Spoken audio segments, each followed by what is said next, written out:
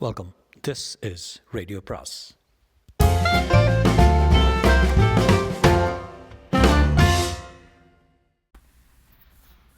அனைவருக்கும் அன்பு வணக்கம். ஜெயமோகனின் 100 நாற்காலிகள் பாகம் 5.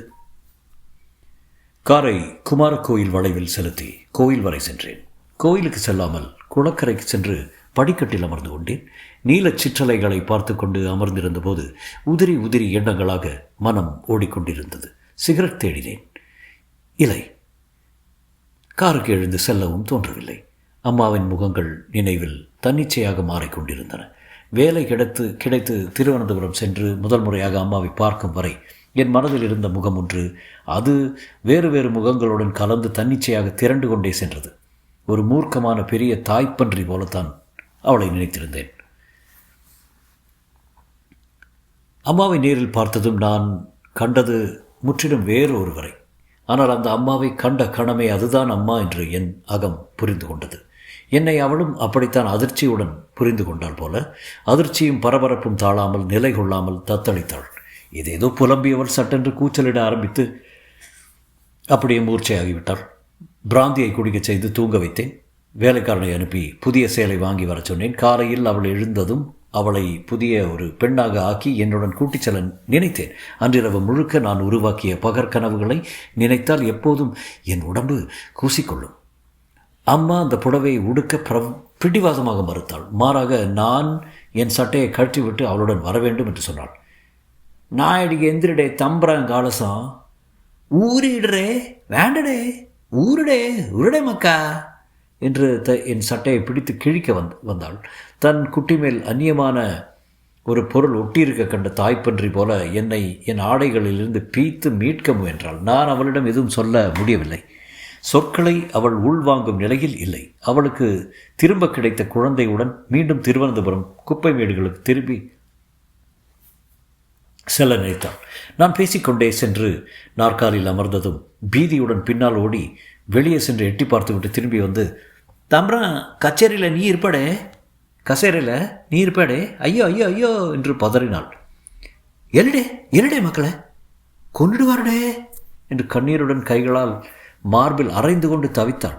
மிகப்பெரிய தவறொன்றை நான் செய்துவிட்டது போல நினைக்கிறாள் என்று புரிந்து கொண்டேன். 20 வருடங்களை மானசீகமாக தாண்டி பின்னால் சென்று அவளை புரிந்து கொள்ள முயன்றேன். சாக்கடைக்கு வெளியே வந்தாலே கல்லெறி கிடைக்கும் நாயாடிக்கு ஒரு நாற்காலி என்ன அர்த்தத்தை அளித்திருக்கும்? அவனை அடித்து உதைத்து அங்கே தள்ளும் அனைத்துக்கும் அது அடையாளம். குருதி வெறி கொண்ட ஒரு கொலை மிருகம் அது. அன்று அம்மாவை நன்றாக குடிக்கச் செய்து நினைவற்ற நிலையில் உடை மாற்றச் செய்து மதுரைக்கு கொண்டு வந்தேன். என்னுடன் 12 நாட்கள் தான் இருந்தாள். கூண்டில் அடைபட்ட காட்டு மிருகம் போல அலைமோதினாள்.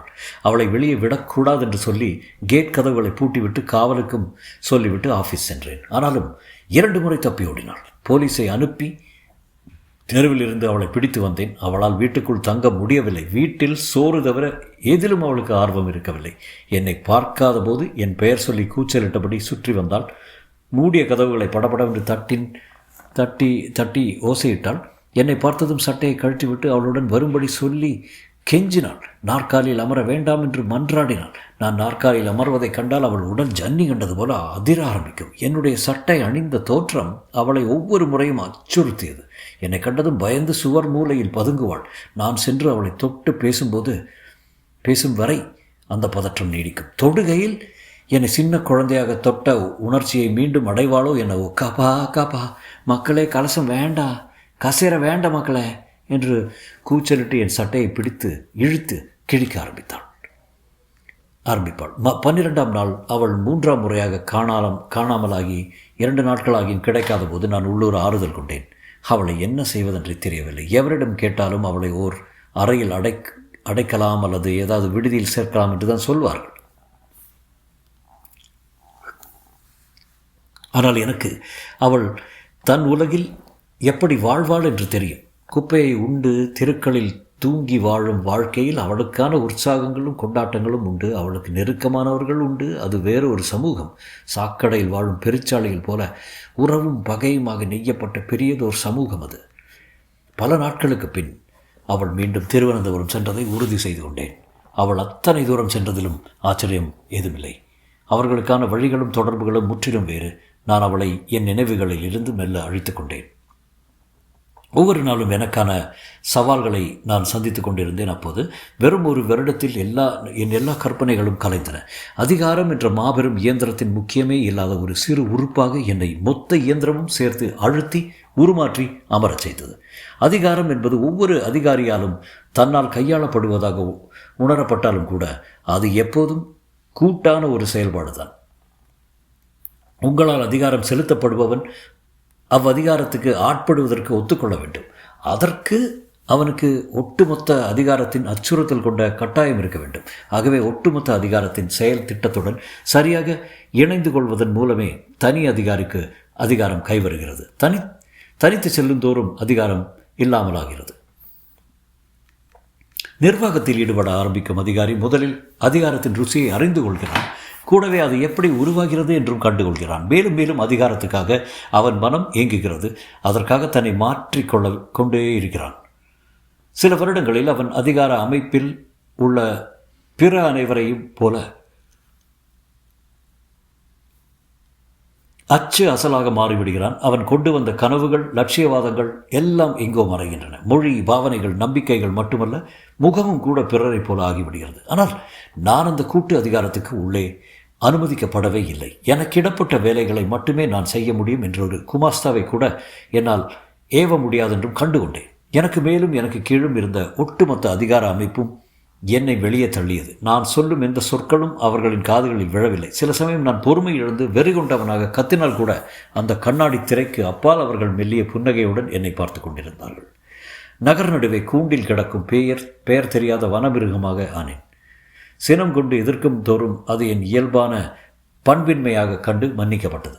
போராடும் தோறும் அது என் அத்துமீறும் பேராசையாக கண்டு விளக்கப்பட்டது. என் நிலையை நான் அங்கீகரித்து கொண்டு பேசாமல் இருந்தால் என் குலத்துக்கே உரிய இயலாமையை விளக்கப்பட்டு அனுதாபத்துடன் அணுகப்பட்டது. என்னுடைய தன்னிறக்கமும் தனிமையும் உளச்சிக்கல்களாக எடுத்துக்கொள்ளப்பட்டன. ஒவ்வொரு கனவும் நான் முட்டி மோதி என் சதைகளை பீத்து கொண்ட அந்த கூண்டு நான் எப்படியே எம்பி பிடித்து அமர்ந்துவிட்ட வானத்து உப்பரிகையாக சொல்லப்பட்டது. நான் சுபாவை திருமணம் செய்து கொண்டது கூட அந்த முட்டி மோதலின் ஒரு பகுதியாக இருக்கலாம். வெள்ளத்தில் எருமையை பற்றி கொண்டு ஆற்றை கடப்பது போல அவள் என்னை அவளுடைய உலகத்திற்குள் இட்டுச் செல்வாள் என்று எண்ணினேன். அவளை நான் அடைந்தது அவளுடைய உலகம் மீதான ஒரு வெற்றியாக கருதப்படும் என நம்பினேன். மாலை நேரத்து கொண்டாட்டங்கள், தோட்டத்து விருந்துகள், திருமணங்கள், பிறந்த நாட்கள், சிரிப்புகள், உபச்சாரங்கள், செல்ல தழுவல்கள், உசாவல்கள். ஆனால் கருணை என்ற ஈவிரக்கமற்ற கொலை கருவியால் நான் எப்போதும் தோற்கடிக்கப்பட்டேன். அனுதாபத்துடன் என்னை பிரித்து எனக்குரிய இடத்தில் அமர வைப்பார்கள். சங்கடத்துடன் எழுந்தால் மேலும் கருணையுடன் என்னை வீட்டுக்கு அனுப்பி வைத்தார்கள். அவள் ஏன் என்னை திருமணம் செய்து கொண்டாள் என்று நான் அப்போது யோசிக்கவில்லை. என்னுடைய ஆண்மையின் சான்றிதழாக உலகம் அங்கீகரிக்காவிட்டாலும் என்னுள் இருக்கும் காதலனின் வெற்றியாக அப்போது அதை எடுத்துக்கொண்டேன். நான் என் வாழ்நாளில் பெருமிதத்தை உணர்ந்த 1.5 மாத காலம் அது. அந்த மூடத்தனம் இல்லாமல் இருந்தால் அந்த அற்ப மகிழ்ச்சியையும் இழந்திருப்பேன். அவளுக்கு முன்னால் செல்ல வேண்டியிருந்தது. கைக்கு சிக்கிய தெப்பன் நான். ஒரு எளிய கடைநிலை செய்தி தொடர்பு அதிகாரியாக இருந்த அவள் இன்று அடைந்துள்ள அத்தனை முக்கியத்துவம் என்னுடைய 3 எழுத்து அவளுக்கு அளித்தவை. அவள் செல்லும் தொலைவு இன்னும் அதிகம்.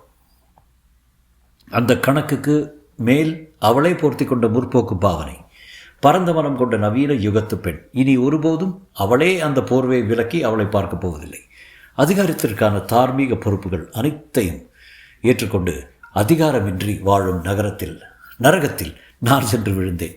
நான் பணியாற்றிய ஒவ்வொரு அலுவலகத்திலும் எனக்கு கீழே ஒரு அதிகாரி இயல்பாக வந்தமைந்தார். அவர் அந்த பகுதியில் பிரபலமாக இருக்கும் ஆதிக்க சாதியினராக, அப்பகுதியின் ஆளும் கட்சிக்கோ அல்லது உயரதிகாரிகளுக்கோ வேண்டியவராக இருப்பார்.